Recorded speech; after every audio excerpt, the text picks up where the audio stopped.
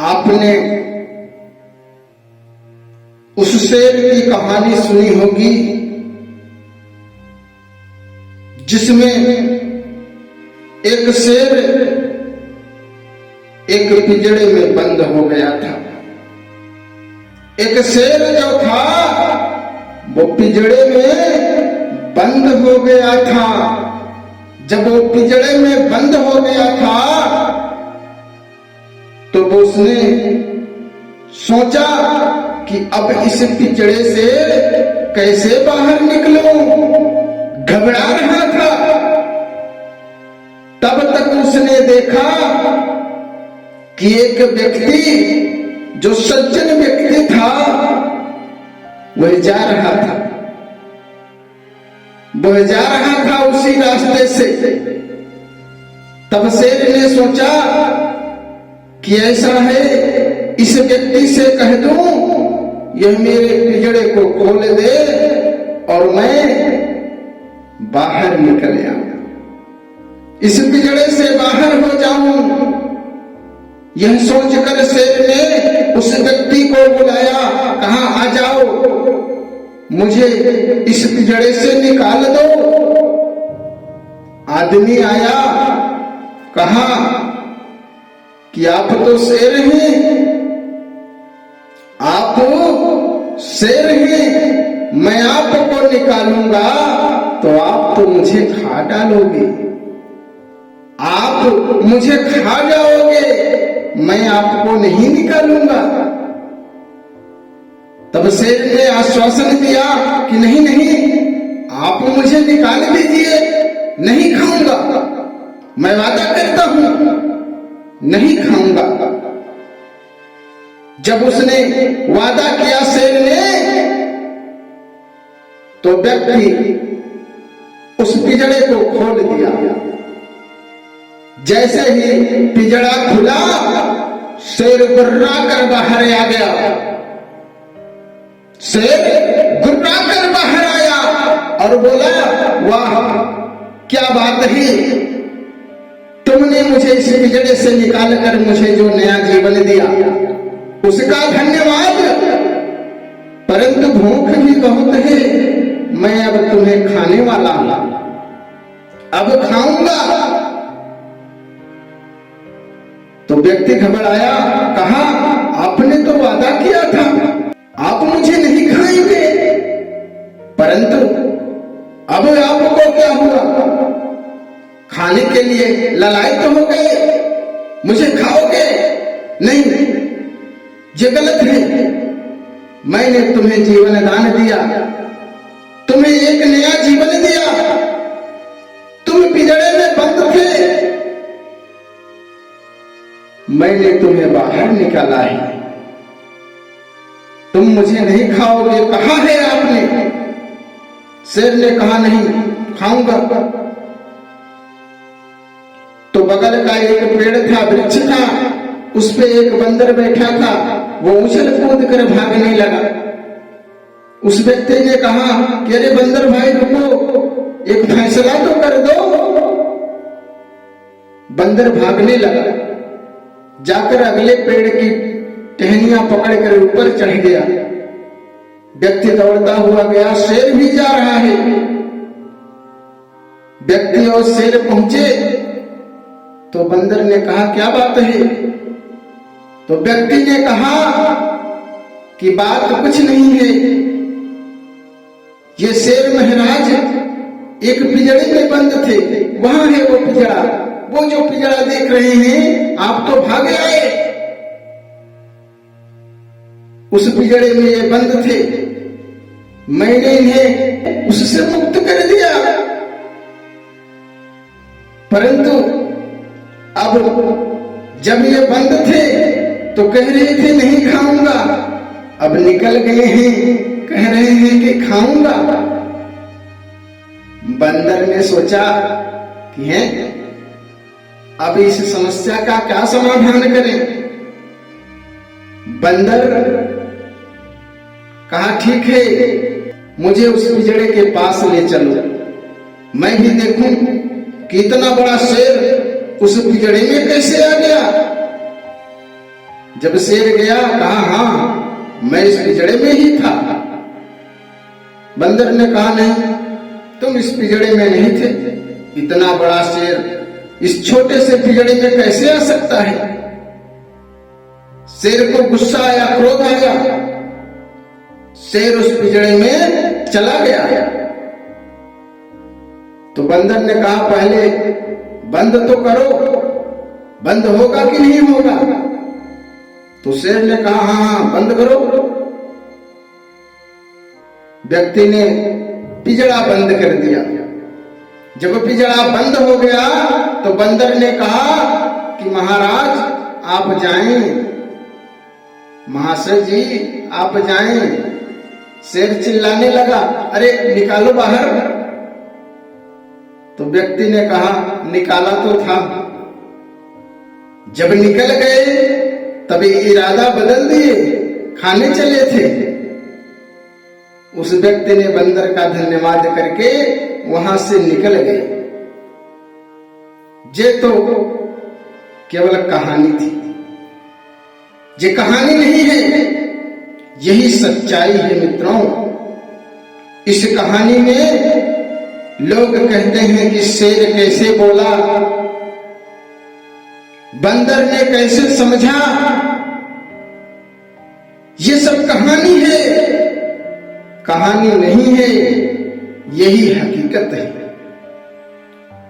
अब आप कहेंगे कि हकीकत कैसे हुई? तो पहले जब व्यक्ति और जानवर साथ साथ रहते थे, सब जंगल में रहते थे, किसी का कोई आशियाना नहीं था, केवल जंगल ही मात्र एक आशियाना था। तब पशु और मनुष्य एक दूसरे से बात करते थे, एक दूसरे को समझते थे। जो पशु कहता था मनुष्य वो समझ जाता था, और जो मनुष्य समझता था कहता था वो पशु जान जाते थे। आज हम स्वार्थी हो गए, मतलबी हो गए। जो पशुओं की आवाज हमको सुनाई नहीं दे रही है, पशु आज भी बोल रहा है, लेकिन हमारे कान के जो पर्दे थे वो पशुओं के लिए फट चुके हैं। आज हम इतने स्वार्थी हो गए कि हमें पशु पक्षियों की आवाज सुनाई नहीं दे रही है, उनके मासूम से चेहरे दिखाई नहीं दे रहे हैं। पशु आज भी बोल रहा है, बोल क्या, चिल्ला रहा है, दहाड़ रहा है, लेकिन मनुष्य अपने काम में व्यस्त है, क्योंकि उसे सब कुछ मिल गया। जो प्रकृति ने नहीं दिया था वो भी मिल गया। वो अपने आशियाने को लेकर अपने आप में मस्त हो गया। वो भूल गया कि एक दिन मेरा भी कोई आशियाना नहीं था। वो भूल गया कि जंगल में मनुष्य भी रहता था। अरे आज भी पशु बोलता है। आप छोटा सा उदाहरण समझो, यदि कुत्ते को आपने पाला है, कुत्ते को भी आपने पाला है, तो कुत्ते को जब प्यास लगती है तो जो कुत्ते का मालिक है वो जान जाता है, उसे बताने की जरूरत नहीं पड़ती, जान जाता है कि मेरा कुत्ता प्यासा है। जब प्यासा होता है तो ऐसे ही आवाज निकालता है, जब भूखा होता है तो ऐसे ही आवाज निकालता है। अरे यहां तक यदि उसे सुसु करना भी होता है तो भी मालिक जान जाता है। क्यों? क्योंकि वो उसे पाला है, इसलिए उसकी आवाज सुन रहा है। गांव में भी लोग पशु पक्षी पालते हैं, और जब पशु बोलता है, चिल्लाता है, तो वो जान जाते हैं कि ये क्यों चिल्ला रहा है, भूखा है या थोड़ा प्यासा है। मालिक जान जाते हैं। जिसने उसे पाला है वो जान जाता है। पशु इतने संवेदनशील होते हैं कि मालिक की आहट को भी पहचान जाते हैं। क्यों? क्योंकि उन्हें स्वार्थ नहीं है। वो पशु हैं, परंतु हमसे भी सचेत ज्यादा रहते हैं। वो आज भी चिल्लाते हैं, लेकिन हम तो स्वार्थी हो गए। स्वार्थ के आगे हम उसे सुन नहीं पा रहे हैं, समझ नहीं पा रहे हैं। लेकिन आज भी जो लोग पशु और पक्षी को पाल रखे हैं, वो उनकी संवेदनाओं को आज भी सुन रहे हैं। पशु चिल्लाता है तो जान जाते हैं कि भूख के लिए चिल्ला रहा है या प्यास के लिए चिल्ला रहा है। दौड़कर पानी दिखा देते हैं, पशु शांत हो जाता है, बैठ जाता है, आराम करने लगता है। पशु आज भी बोलता है, पशु आज भी कह रहा है मनुष्य से,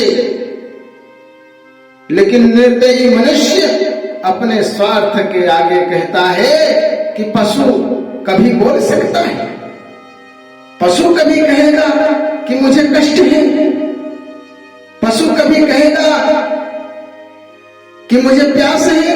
कहता है जो उसका मालिक होता है वो जानता है, सब नहीं जान पाएंगे। इसलिए इस भ्रम को तोड़ दीजिए कि पशु पशु होता है, उसके अंदर विवेक नहीं होता। विवेक भी होता है, उसे शिक्षा ग्रहण करने की शक्ति भी होती है। कारण यही है कि एक छोटा सा बंदर भी एक मनुष्य के इशारे पर नाच लेता है। एक बड़ा सा हाथी भी एक मनुष्य के इशारे से अपना सूंड घुमाता है। यदि शिक्षित ना होते पशु के अंदर ज्ञान ना होता तो एक पशु इंसान की तरह कैसे चलता, इंसान की तरह कार्य कैसे करता, कैसे अपने मालिक का इशारा समझता। हम तो पशु के भी नीचे जा रहे हैं, जो पशुओं की आवाज नहीं सुनाई दे रही है। हर एक पशु सीख जाता है, परंतु इंसान खुद नहीं सीख पाता। अरे एक कुत्ता भी, यदि आपके घर में एक कुत्ता भी है, आधी रोटी खाएगा पर मालिक के प्रति वफादार रहता है। मालिक को पहचानता है, घर के परिवार को पहचानता है। भले ही आधी रोटी खाता है, परंतु जब परमात्मा ने हमें सब कुछ दिया तो हम परमात्मा को कैसे भूल सकते हैं। अरे हम यदि परमात्मा को भूल गए, अपने मालिक को भूल गए, तो समझ लेना कि कुत्ता हमसे आगे निकल गया, हम कुत्ते से नीचे जा गए। समझ लेना।